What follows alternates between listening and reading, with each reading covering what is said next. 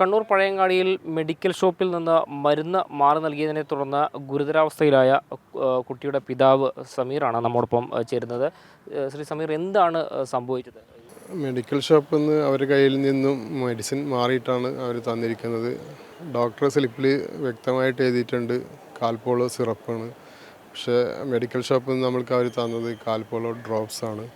അത് നമ്മളെ ശ്രദ്ധയിൽപ്പെട്ടിട്ടില്ല. നമ്മൾ വൈകുന്നേരം ശനിയാഴ്ച വൈകുന്നേരമാണ് ഡോക്ടറെ കാണിക്കാൻ വേണ്ടി പോയത്.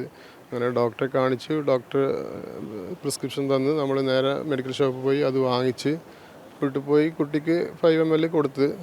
കാൽപോളോ 5 ml ആണ് കൊടുക്കേണ്ടത് ഡോക്ടർ പറഞ്ഞിരുന്നു. അതുപോലെ നമ്മൾ 5 ml കൊടുത്ത്. അങ്ങനെ ഫസ്റ്റ് ശനിയാഴ്ച രാത്രിക്ക് കൊടുത്ത്, പിന്നെ ഞായറാഴ്ച വീണ്ടും കൊടുത്ത്, പിന്നെ കൊടുക്കാൻ നോക്കുമ്പോഴത്തേക്കിൽ മരുന്ന് തീർന്ന്. അതെന്ത് ഇത്ര പെട്ടെന്ന് മരുന്ന് തീർന്നതെന്നില്ല ആ ഒരു കൺഫ്യൂഷനിൽ നമ്മൾ നോക്കുമ്പോഴാണ് ഇതിൽ ഒന്ന് സിറപ്പാണ് ഡോക്ടർ എഴുതിയിട്ടുള്ളത്, ഡ്രോപ്സാണ് നമുക്ക് തന്നിട്ടുള്ളത് എന്നില്ല. നമുക്ക് ഒരു ഇതായിപ്പോയി. അങ്ങനെ നമ്മൾ ഞായറാഴ്ച വൈകുന്നേരമാണ് ഇത് കാണുന്നത്. അപ്പോൾ ഞായറാഴ്ച ഡോക്ടർ ഉണ്ടായിട്ടില്ല. നമ്മൾ തിങ്കളാഴ്ച മോർണിംഗ് തന്നെ ഡോക്ടറെ അടുത്ത് പോയി. ഡോക്ടർ കണ്ടപാട് തന്നെ പറഞ്ഞ് ഇത് മെഡിസിൻ മാറി, ഇത് ഹൈ ഡോസ് ആയിട്ടാണുള്ളത്, നിങ്ങൾ എത്രയും പെട്ടെന്ന് തന്നെ ഇവിടെ പോയിട്ട് ടെസ്റ്റ് ചെയ്യണം, ലാബിൽ പോയിട്ട് ലിവറിൻ്റെ ഫങ്ഷൻ ടെസ്റ്റ് ചെയ്യുന്ന പറഞ്ഞിട്ട് ഡോക്ടർ തന്ന്. അതുകൊണ്ട് നമ്മൾ ലാബിൽ പോയി ടെസ്റ്റ് ചെയ്ത് വരുമ്പോഴത്തേക്കിൽ റിപ്പോർട്ടൊക്കെ ഹൈ ആയിട്ടാണ് കാണിച്ചത്. കുട്ടിക്ക് എന്തെങ്കിലും അസ്വസ്ഥത ഉണ്ടായിരുന്നു?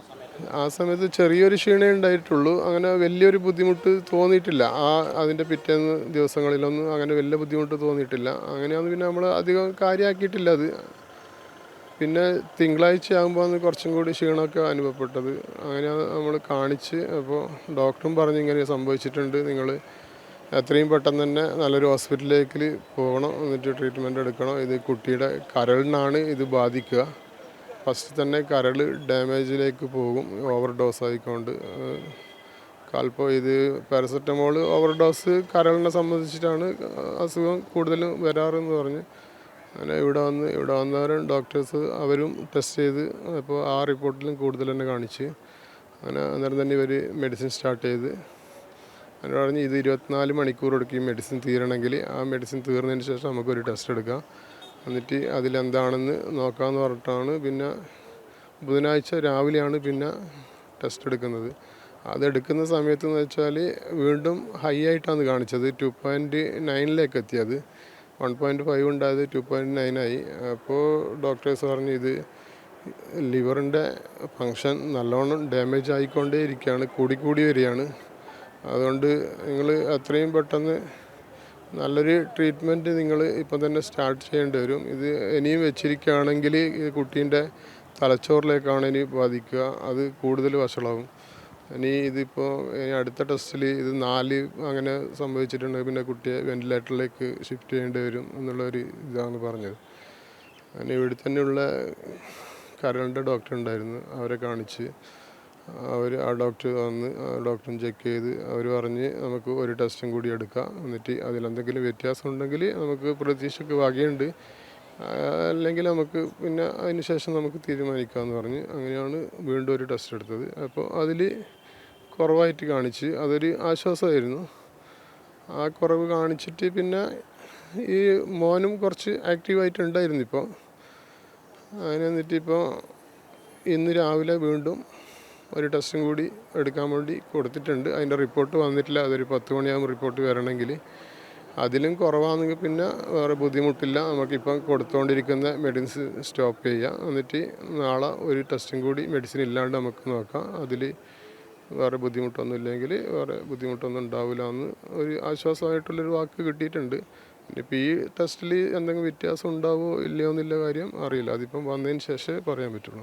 ഈ മരുന്ന് മാറി എന്നുള്ള വിവരം നിങ്ങൾക്ക് മനസ്സിലായപ്പോൾ നിങ്ങൾ ഈ മെഡിക്കൽ ഷോപ്പിൻ്റെ ആളുകളെ സമീപിച്ചിരുന്നു, അവരെന്താണോ നിങ്ങളോട് റെസ്പോണ്ട് ചെയ്യുന്നത്? മെഡിക്കൽ ഷോപ്പിൽ നമ്മൾ അന്നേരം തന്നെ പോയിരുന്നു.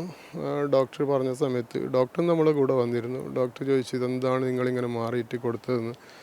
അപ്പോൾ അവിടെ ലേഡി സ്റ്റാഫാണ് ഉണ്ടായത്. അവർ പറഞ്ഞു ഇത് ട്രെയിനിങ് സ്റ്റാഫാണ് കൊടുത്തത്, നമ്മൾ ശ്രദ്ധിച്ചിട്ടില്ല, സോറി, അങ്ങനെ അവർ സംസാരിച്ച്. പക്ഷേ അതിൻ്റെ ഓണർ പിന്നെ വന്നിട്ട് നമ്മളോട് ഭയങ്കര റഫായിട്ടാണ് സംസാരിച്ചത്. എനിക്ക് എന്താ ചെയ്യാൻ പറ്റുക, നീ ചെയ്തോ, നീ കേസ് കൊടുത്തോ, എനിക്ക് പ്രശ്നമില്ല എന്നുള്ള ഒരു ഗുണ്ട സ്റ്റൈലിലുള്ള ഒരു സംസാരം നമ്മളോട് പെരുമാറിയത്.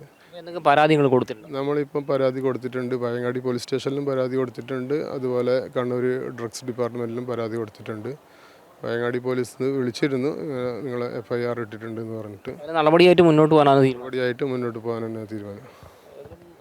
കാര്യങ്ങൾ വ്യക്തമാണ്. കാരണം മെഡിക്കൽ ഷോപ്പിൻ്റെ ഭാഗത്തു നിന്ന് ഗുരുതരമായ വീഴ്ചയാണ് ഉണ്ടായിരുന്നത്. ഡോക്ടർ കുറിച്ച മരുന്നിന് പകരം മറ്റൊരു മരുന്നാണ് കുട്ടിയുടെ നില അപകടത്തിലാക്കുന്ന ഒരു സാഹചര്യത്തിലേക്ക് കൊണ്ടുവന്നെത്തിച്ചത്. അതിലും ഇതിന് കൃത്യമായ നടപടി വേണമെന്ന് തന്നെയാണ് കുടുംബം ഇപ്പോൾ ആവശ്യപ്പെടുന്നത്. കെ സുബിത്തിനൊപ്പം മിഥുൻ പിള്ള, ജനം, കണ്ണൂർ.